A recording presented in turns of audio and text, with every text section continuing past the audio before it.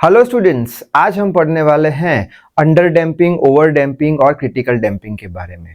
अब ये जो तीन चीज है, अंडर डैम्पिंग, ओवर डैम्पिंग और क्रिटिकल डैम्पिंग, ये तीनों चीजों में ये वाला जो वर्ड है डैम्पिंग, वो कॉमन है। तो सबसे पहले तो हम क्या करेंगे, डैम्पिंग क्या है उसका मतलब समझ लेंगे, बाद में तीनों चीज का मतलब समझ लेंगे। So I hope you are ready with your pen and paper. So without wasting much time, let us start this video. तो सबसे पहले तो समझ लेते हैं डैम्पिंग का मतलब। अब हम मान लेते हैं कि हमारे पास एक पेंडुलम है, ऐसा कुछ एक पेंडुलम है। ये पेंडुलम को हम ऐसे कुछ ये इस डायरेक्शन में ले जा रहे हैं और बाद में छोड़ रहे हैं। तो ये पेंडुलम क्या करेगा, पेंडुलम ऑसिलेट करेगा अपने इक्विलिब्रियम पोजीशन के अबाउट। इक्विलिब्रियम पोजीशन क्यों बोलते हैं इसे, क्योंकि ये ऐसी पोजीशन है जहां पे नेट फोर्स जो है वो जीरो लगता है। ये पोजीशन को हम मीन पोजीशन भी बोल सकते हैं, या ये पोजीशन को हम रेस्ट की भी पोजीशन बोल सकते हैं। तो इन शॉर्ट हम क्या कर रहे हैं, ये जो पेंडुलम है उसको उसकी इक्विलिब्रियम पोजीशन से हटा के हम उसे छोड़ रहे हैं। तो ये पेंडुलम अपने इक्विलिब्रियम पोजीशन के अबाउट क्या करेगा, ऑसिलेट करेगा। अब ये जो पेंडुलम है वो समय के साथ अपना ऑसिलेशन कम करता जाएगा और जीरो यानी रेस्ट पे आ जाएगा। या फिर हम ऐसा भी बोल सकते हैं कि ये जो पेंडुलम है वो समय के साथ ऑसिलेट करता करता उसका एम्पलीट्यूड जो है वो कम करता रहेगा और इक्विलिब्रियम पोजीशन पे आ जाएगा। अब क्वेश्चन आएगा कि क्यों ये पेंडुलम समय के साथ अपना एम्पलीट्यूड कम करते करते करते अपना इक्विलिब्रियम पोजीशन पे आ जाता है, या क्यों उसका एम्पलीट्यूड जीरो हो जाता है समय के साथ। तो उसका सिंपल सा रीजन है कि ये पेंडुलम पे एयर का रेजिस्टिव फोर्स लगेगा। एयर क्या करेगा, पेंडुलम के मोशन का अपोज करेगा। उसी तरीके से ये पेंडुलम यहां से हमने बांधा है तो यहाँ पे भी कुछ फ्रिक्शन फोर्स लगने वाला है। फ्रिक्शन फोर्स भी क्या करेगा, पेंडुलम के मोशन को अपोज करेगा। तो एयर के रेजिस्टिव फोर्स के कारण और ये फ्रिक्शनल फोर्स के कारण क्या होगा, ये जो पेंडुलम है उसका ऑसिलेशन समय के साथ कम होता जाएगा, या फिर ये जो पेंडुलम है उसका एम्पलीट्यूड समय के साथ कम होता जाएगा और एम्पलीट्यूड जीरो बन जाएगा, अपना इक्विलिब्रियम पोजीशन पे आ जाएगा। तो ये जो फिनोमिना होती है एम्पलीट्यूड कम होने की समय के साथ, ये फिनोमिना को हम बोलते हैं damping. So I hope damping क्या है वो समझ में आ गया होगा। तो वही बात बोर्ड पे लिखी है कि the amplitude of a body keeps on decreasing. जो बॉडी का एम्पलीट्यूड है वो कम होता जाएगा और एक बार जीरो हो जाएगा और इक्विलिब्रियम पे आ जाएगा।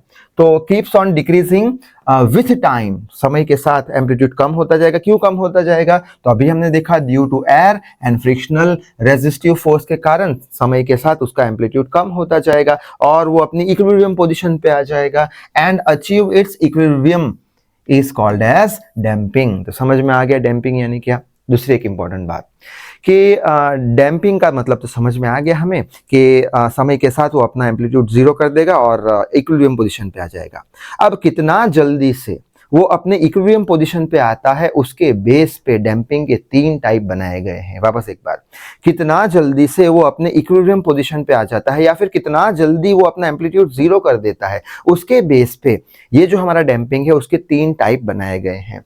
तो पहला टाइप है हमारा अंडर डैम्पिंग, दूसरा है ओवर डैम्पिंग और तीसरा है क्रिटिकल डैम्पिंग। ये तीन टाइप कैसे बनाए गए हैं, how fast body achieved it's equilibrium, कितना जल्दी वो इक्विलिब्रियम पे आता है, कितना जल्दी वो अपना एम्पलीट्यूड जीरो करता है, उसके बेस पे ये तीन टाइप बनाए गए हैं। ठीक है, तो सबसे पहले अंडर डैम्पिंग देख लेते हैं, फिर ओवर डैम्पिंग और बाद में क्रिटिकल डैम्पिंग देख लेंगे।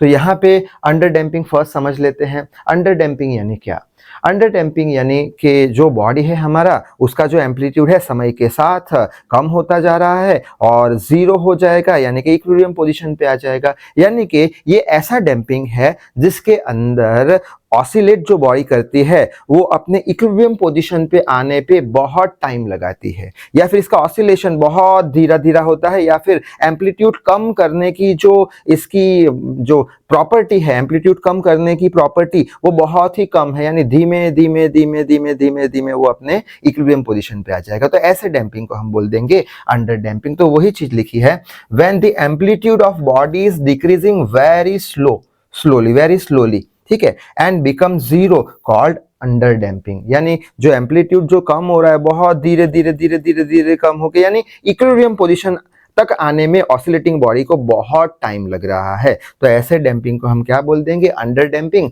ग्राफ से भी हम समझ सकते हैं, t बराबर 0 टाइम में हमने एक पेंडुलम को इधर पकड़ के रखा है, छोड़ा तो क्या हुआ, उसका एम्पलीट्यूड धीरे धीरे समय के साथ धीरे धीरे कम होता जाएगा, यानी कि ये कौन सा हो गया हमारा 0, इसका इक्विलिब्रियम पोजीशन। इक्विलिब्रियम पोजीशन में आने के लिए उसको बहुत समय लग जाएगा, तो ऐसे डैम्पिंग को अंडर डैम्पिंग बोल देंगे। अब देख लेते हैं हम ओवर डैम्पिंग के बारे में। ओवर डैम्पिंग यानी क्या, तो ओवर डैम्पिंग समझने के लिए हम क्या बोलेंगे, वापस से कुछ सपोज करते हैं कि हम पेंडुलम है। अब पेंडुलम को जब हमने छोड़ा तो उसका जो ऑसिलेशन है वो जल्दी से वो ऑसिलेट करके जल्दी से अपने इक्विलिब्रियम पोजीशन पे आ जाएगा। यहाँ पे क्या था, थोड़ा टाइम लगता था इसको इक्विलिब्रियम पोजीशन पे आने के लिए। यहाँ पे क्या होगा, बहुत ऑसिलेशन फटाफट हो गए और एकदम से वो एकदम क्विकली अपने मीन पोजीशन पे या इक्विलिब्रियम पोजीशन पे आ जाएगा। ऐसे डैम्पिंग को हम क्या बोल देंगे, over damping. As for example, supposing हमने एक स्प्रिंग लिया, स्प्रिंग को हमने कंप्रेस किया और छोड़ दिया, स्प्रिंग को कंप्रेस करके टेबल पे रख दिया, टेबल पे रखा है, स्प्रिंग कंप्रेस किया, उसको छोड़ दिया, तो स्प्रिंग क्या करेगा, ऐसे ऐसे थोड़ी ऑसिलेट करने वाला है, वो उसको छोड़ा तुरंत वाइब्रेट करके इक्विलिब्रियम पोजीशन पे आ गया, यानी इक्विलिब्रियम पोजीशन पे आने के लिए बहुत ही कम टाइम ले रहा है। तो जब भी ऑसिलेटिंग बॉडी इक्विलिब्रियम पोजीशन आने के लिए बहुत कम टाइम लेती है या फिर वो फ्रीक्वेंटली ऑसिलेट कर देती है, तो उसको क्या बोलते हैं, हम उसको बोलते हैं ओवर डैम्पिंग। ठीक है, तो वही चीज लिखी है, when amplitude of a body decreasing very fast, amplitude है जल्दी से डिक्रीज हो जाएगा, and becomes zero, called over damping. और ओवर डैम्पिंग में क्या होगा, ऑसिलेशन कैसे होंगे, बहुत फ्रीक्वेंट होंगे। तो वहां पे यही लिखा है कि here oscillations are very frequent, बहुत फ्रीक्वेंट होंगे और बहुत लेस भी होंगे। स्प्रिंग में ऐसे थोड़ी ऑसिलेशन देखने को मिलेगा हमको, इतना फ्रीक्वेंट और लेस होगा कि समझ में भी नहीं आएगा और जल्दी से इक्विलिब्रियम में आ जाएगा। तो वही लिखा है, very frequent and very less, जैसे कि हमारा एक्सपांशन ऑफ स्प्रिंग। ग्राफ से भी हम समझ सकते हैं क्या, स्प्रिंग को हमने दबाया, छोड़ा तो वो एकदम जल्दी से फ्रीक्वेंटली वाइब्रेट होके अपने मीन पोजीशन पे आ गया, बहुत कम समय में आ गया। ठीक है, यहाँ पे देख सकते हैं समय कितना लग रहा है, यहां से लेके यहां तक का समय लग रहा है। ठीक है, सपोज 10 सेकंड का लग रहा है, यहाँ पे समय कितना लग रहा है, इतना ही, यानी सपोज 5 सेकंड का लगता है। यानी अगर जल्दी लेट इक्विलिब्रियम में आया तो उसको बोल देंगे अंडर डैम्पिंग, और जल्दी से इक्विलिब्रियम में आ गया तो उसको बोल देंगे ओवर डैम्पिंग। अब लास्ट बचता है हमारा क्रिटिकल डैम्पिंग। अब क्रिटिकल डैम्पिंग यानी क्या, तो ऐसा मान के चलते हैं कि सपोज करते हैं हम एक पेंडुलम दिया, उसको हमने एक ऑयल में रखा। ठीक है, ऑयल का जो डेंसिटी है बहुत ज़्यादा है, यानी ऑयल बहुत थिक है। अब हमने पेंडुलम को यहाँ से छोड़ा, पेंडुलम को यहाँ से छोड़ा, तो अब ये जो थिक ऑयल है जिसका डेंसिटी ज़्यादा है, उसमें डैम्पिंग फोर्स बहुत ज़्यादा लगने वाला है। तो जब ये जो हमारा पेंडुलम अपनी मीन पोजीशन की ओर जा रहा होगा, तब उसे बहुत सारा डैम्पिंग फोर्स लगेगा, इतना सारा डैम्पिंग फोर्स लगेगा कि वो अपने मीन पोजीशन से ये साइड जा ही नहीं पाएगा, यानी कि उसका ऑसिलेशन हो ही नहीं पाएगा। तो जब बॉडी का ऑसिलेशन नहीं होता है हाई डैम्पिंग फोर्स के कारण और सीधा वो इक्विलिब्रियम में आ जाता है, तो ऐसा जो हमारा डैम्पिंग है उसको क्या बोलते हैं, हम क्रिटिकल डैम्पिंग बोलते हैं। शायद से बात समझ में आ गई होगी। ग्राफ से समझ लेते हैं, क्या किया, पेंडुलम को यहाँ से छोड़ा हमने, इतना हाई डैम्पिंग फोर्स है जो मोशन को अपोज कर रहा है कि वो अपने मीन पोजीशन पे आके ऊपर जा ही नहीं रहा। ठीक है, यानी उसका ऑसिलेशन हो ही नहीं रहा, इतना हाई डैम्पिंग फोर्स है, तो उसको क्रिटिकल डैम्पिंग बोल देंगे। तो वही चीज लिखी है, here damping force is very high. कैसा है डैम्पिंग फोर्स, बहुत ज्यादा है। बहुत ज्यादा होने के कारण क्या होगा, सो विदाउट एनी ऑसिलेशन, कोई ऑसिलेशन होगा ही नहीं बॉडी का, सीधा वो इक्विलिब्रियम पोजीशन पे आ जाएगा। तो ऐसे डैम्पिंग को क्रिटिकल डैम्पिंग बोलते हैं।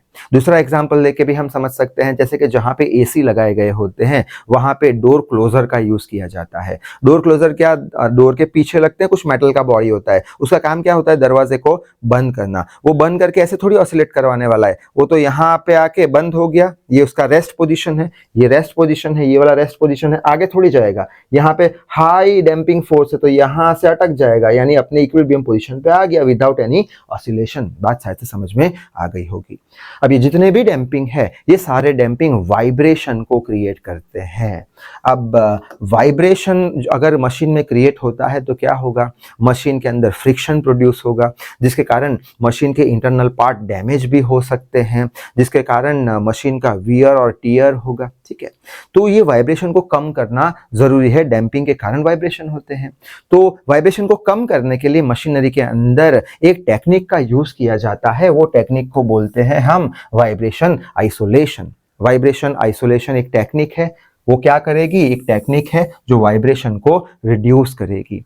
अब वाइब्रेशन को रिड्यूस करना है हमें, तो मशीन के नीचे हम क्या लगा सकते हैं, कुछ पार्ट लगा सकते हैं, जैसे कि हो गया रबर का बुश, वाइब्रेशन करेगा तो शॉक एब्सॉर्ब कर लेगा, या फिर हम स्प्रिंग को भी लगा सकते हैं, या फिर हम शॉक एब्सॉर्बर को भी लगा सकते हैं। ये सारी चीजें क्या करेंगे, वाइब्रेशन को एब्सॉर्ब कर देगी। अगर वाइब्रेशन को एब्सॉर्ब कर दिया तो क्या होगा, वाइब्रेशन को एब्सॉर्ब कर दिया तो मशीन के अंदर फ्रिक्शन या फिर वियर टियर नहीं होगा, मशीन का लाइफ कैसा हो जाएगा, इंक्रीज हो जाएगा, यानी कि मशीन के अंदर के पार्ट डैमेज होंगे नहीं वाइब्रेशन के कारण।